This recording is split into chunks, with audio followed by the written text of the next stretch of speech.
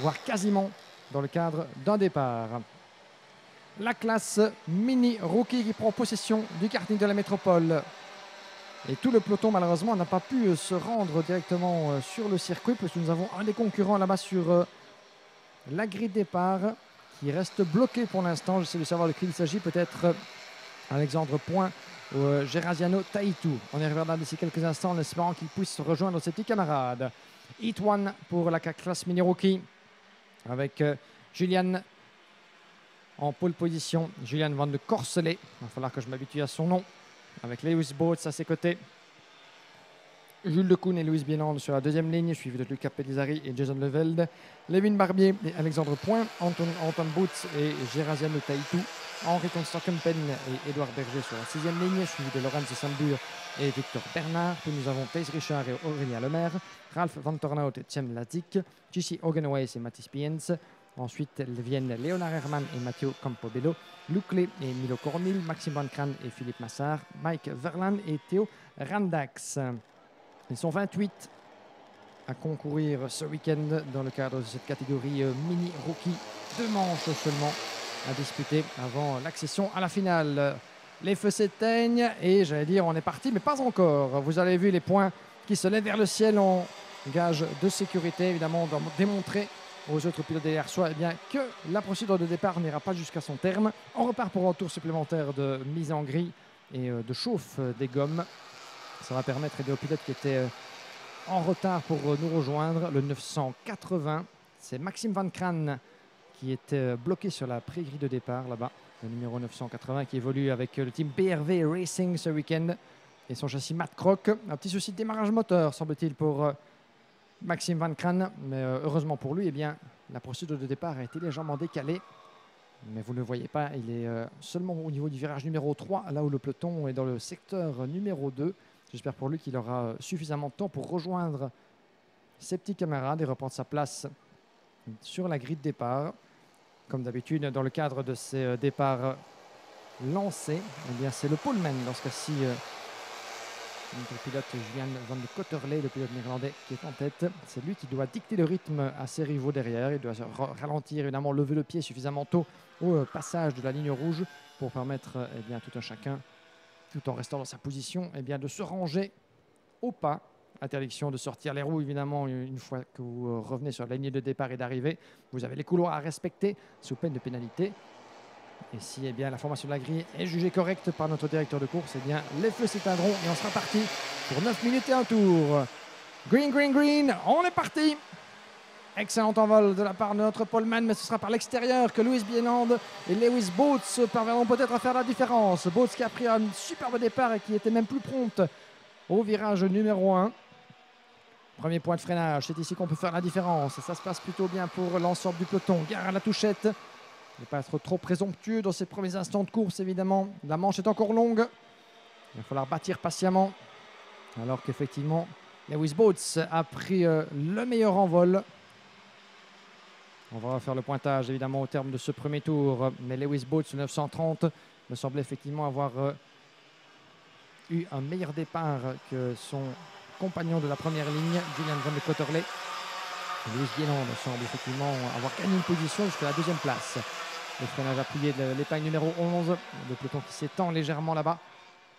Nous avons encore tous les concurrents en piste, c'est toujours positif à souligner évidemment. On n'aime jamais perdre des pilotes avant même que la course ait réellement débuté.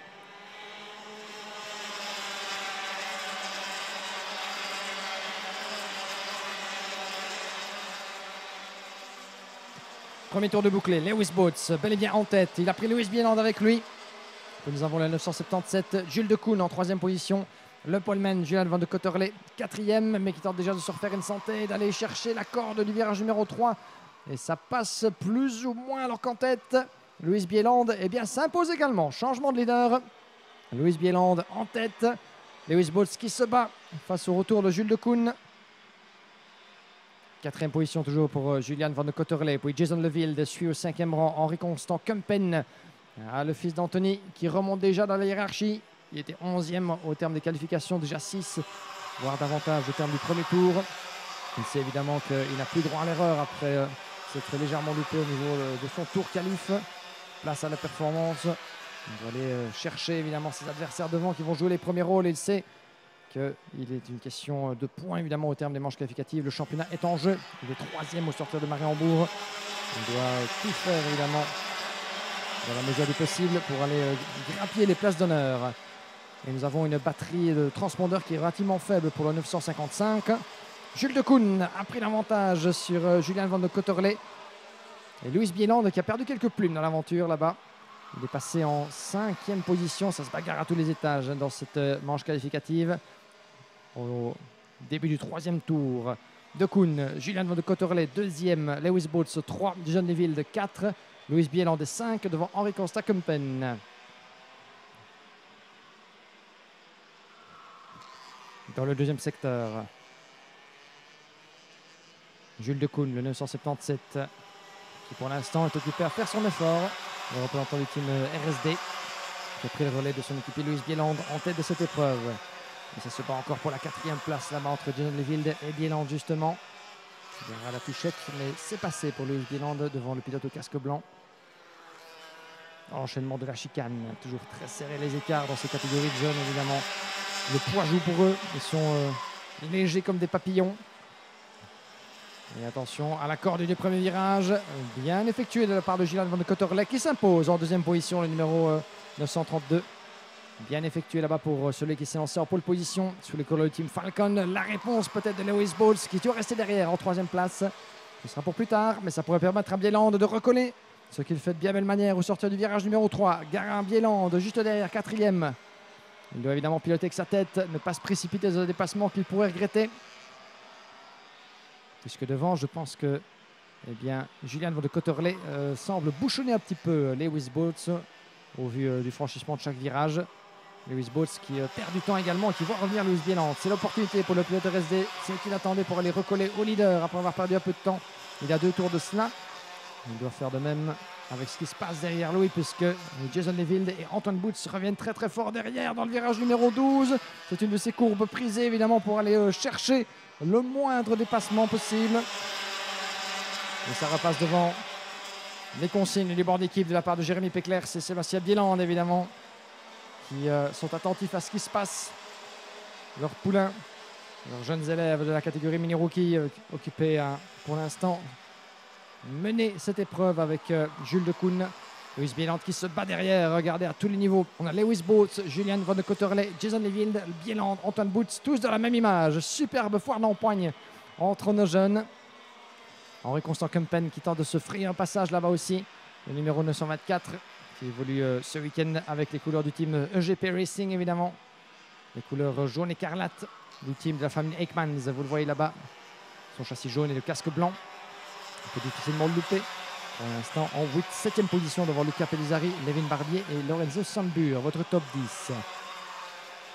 Il y a aussi signalé effectivement Theo Randax qui n'avait pas pris part à cette manche qualificative. Max Van Kran qui avait éprouvé quelques petits soucis de démarrage en dernière position pour l'instant, mais nous avons tout le monde encore en piste. C'est de bon augure pour la suite du week-end. La fiabilité doit être au rendez-vous. Un nouveau tour de bouclé. Il reste 3 minutes 30 et un tour, on le rappelle. On ne compte plus évidemment en tour par tour, mais en minutage.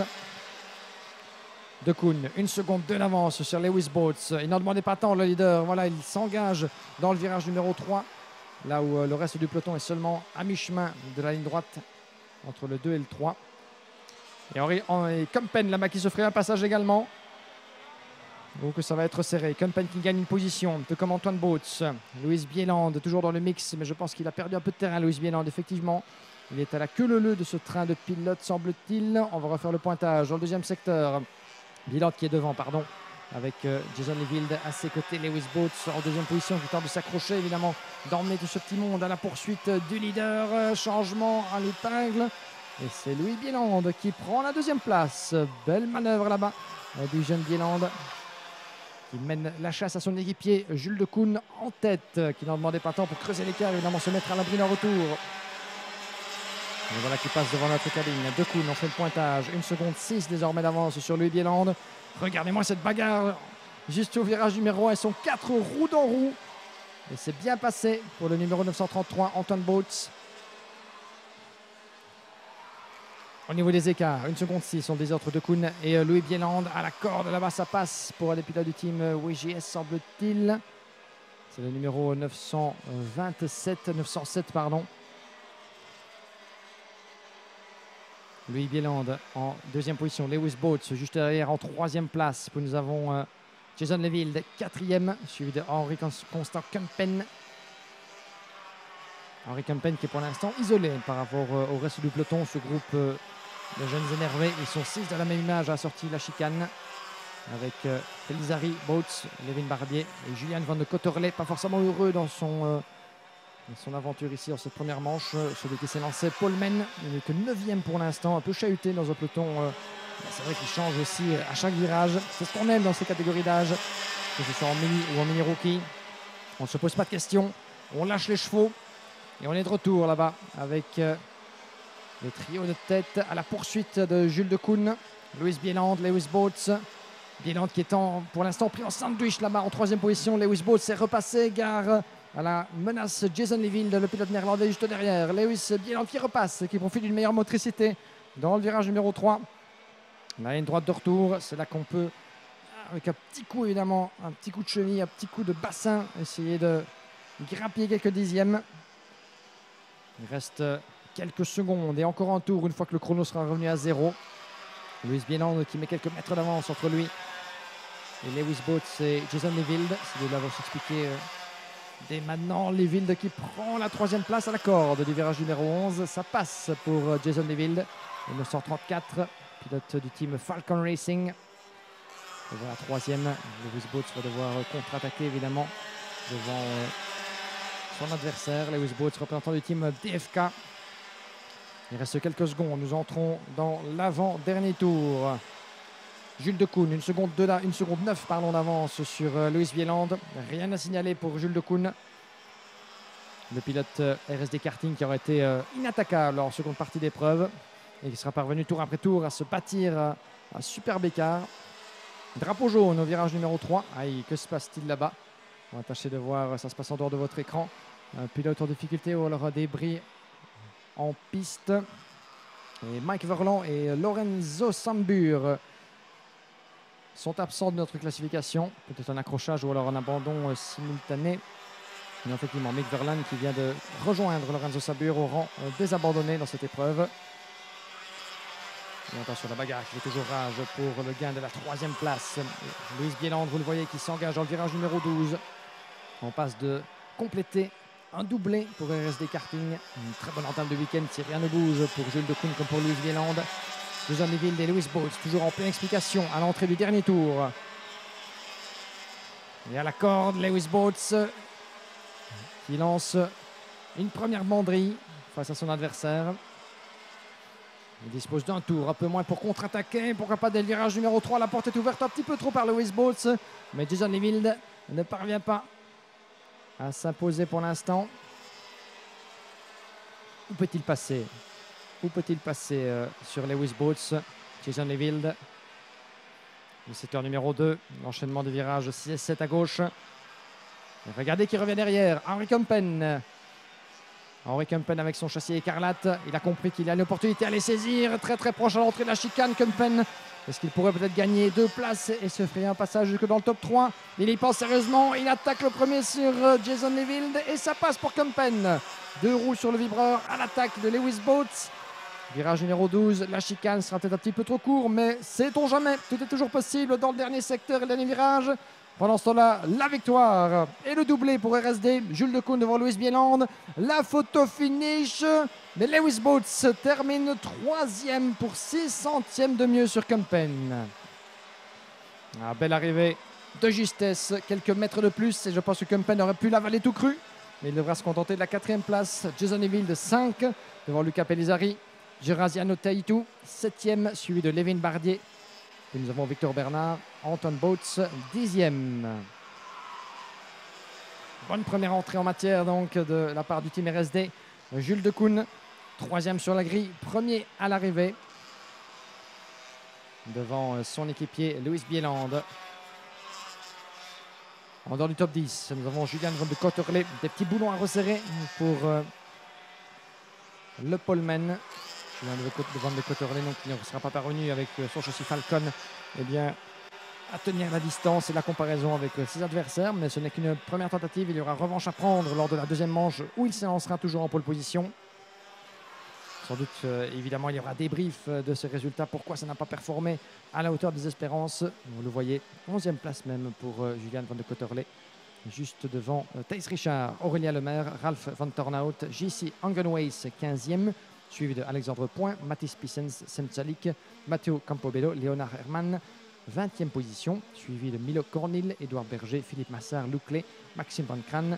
Et 2 abandons à vous signaler, Mick Verlaan et Lorenzo Sambur, alors que Théo Ranax n'avait pas pris le départ de cette manche qualificative, remportée de main de maître par Jules Decoune et Louis Bieland qui complète le succès de RSD.